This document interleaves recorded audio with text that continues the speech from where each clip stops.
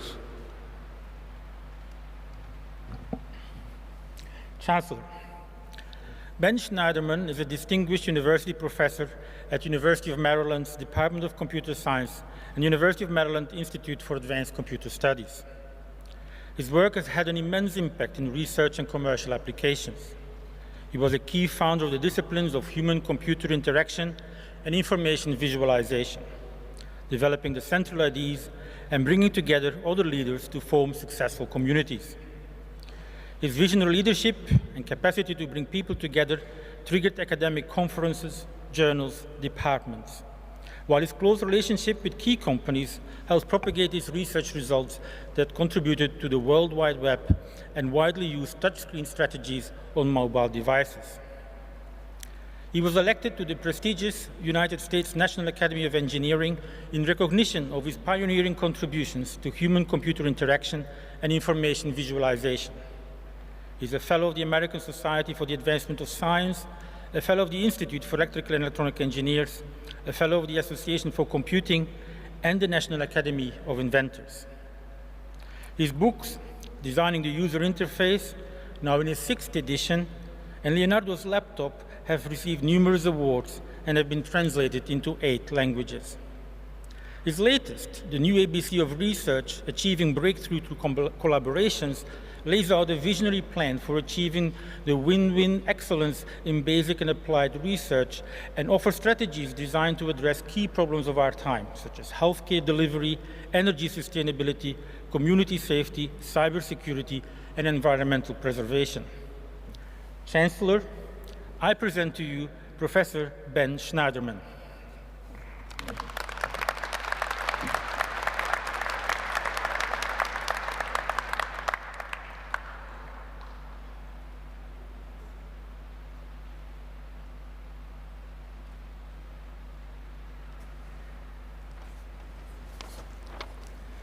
I now invite Professor Ben Shneiderman to deliver today's occasional address.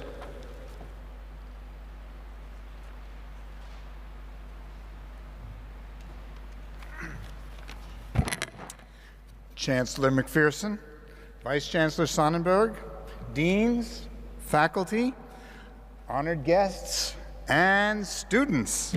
Today is a day for students to celebrate. You are being honored for completing your education. You've shown your capacity for serious, diligent, and creative work. Each of you has taken risks, struggled with ideas, impressed your mentors, and built relationships. Bravo to you all, and also to your parents and families. Getting your degree from the world-famous University of Melbourne raises your stature, but it only brings you to the starting point for your career. That's why in the United States, we call this event a commencement. You'll have a whole lifetime of enjoying adventures and celebrating successes, but there will also be setbacks to recover from. Let me tell you about one setback I had as a graduate student in computer science. I attended a lecture by a respected researcher on the hot topic of structured programming.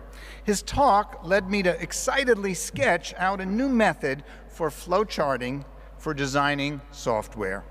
I shared my insight with a fellow graduate student and dear friend, Isaac Nassi, who thoughtfully extended the idea, making him a co-author. We enthusiastically mailed our paper to a respected journal, and instead of waiting for months, we got a response in weeks. I eagerly opened the envelope and imagined what it said. I quote, "The best thing the authors could do is collect all copies of this technical report and burn them before anybody reads them. It shows the inexperience and ignorance of the authors." The reviewer referred to our idea as ridiculous and silly. We were shaken, but encouraged by supportive comments from others, we pushed forward by sending a revised paper to a widely read newsletter for programmers. Its prompt publication brought worldwide positive reactions, which led to widespread adoption among practitioners, followed by numerous refinements, plus dozens of textbooks teaching our method to students. Then hundreds of commercial software tools, dozens of patents, and an international standard secured our place in programming history and in the pages of Wikipedia. So my ridiculous and silly idea became a huge success. I learned a lot from this experience, and the takeaway message is new ideas are often rejected by those who can't accept something different. My work on high-precision touchscreens was another great story of struggle to overcome existing beliefs. We wanted to improve early touchscreens, which required 1-inch square buttons. Our team made a dozen refinements to get the high precision that enabled us to build a tiny typewriter keyboard that was just 3 inches wide. We ran tests with 12 users, typing common sentences, but a journal reviewer did not believe it was possible. A video finally convinced the editors to publish the paper, leading Steve Jobs to visit our lab at the University of Maryland, so I know how that idea became integrated into billions of mobile devices.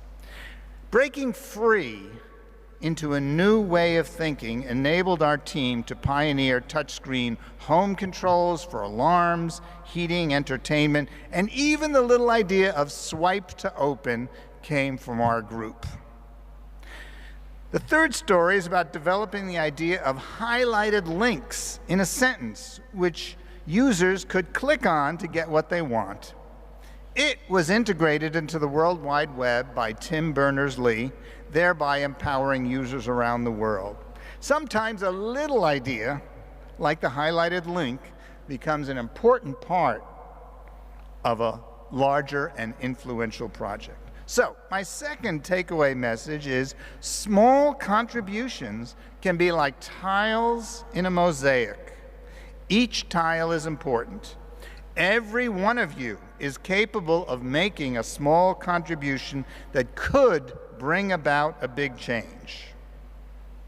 I've always had great success and satisfaction in working with students and colleagues. If you keep an open mind to what others say, you could learn a lot. And if you are forced to clarify your thinking, to convince others of your idea, your work will get stronger. So the third takeaway message is find trusted partners, work in teams, build your networks, and be generous. Finally, be sure to thank the mentors who help you, the doctors and nurses who care for you, the parents who believed in you. Think carefully about what you can do for others.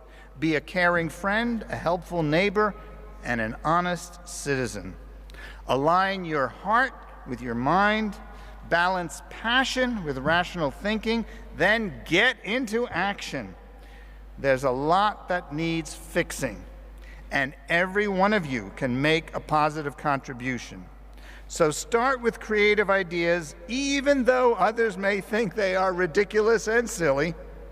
Then team up with people you like, refine your ideas, and contribute to something great.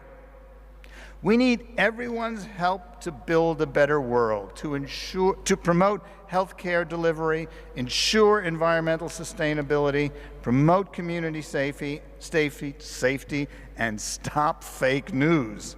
There's lots to be done, so let's get started. Go Melbourne. Thank you.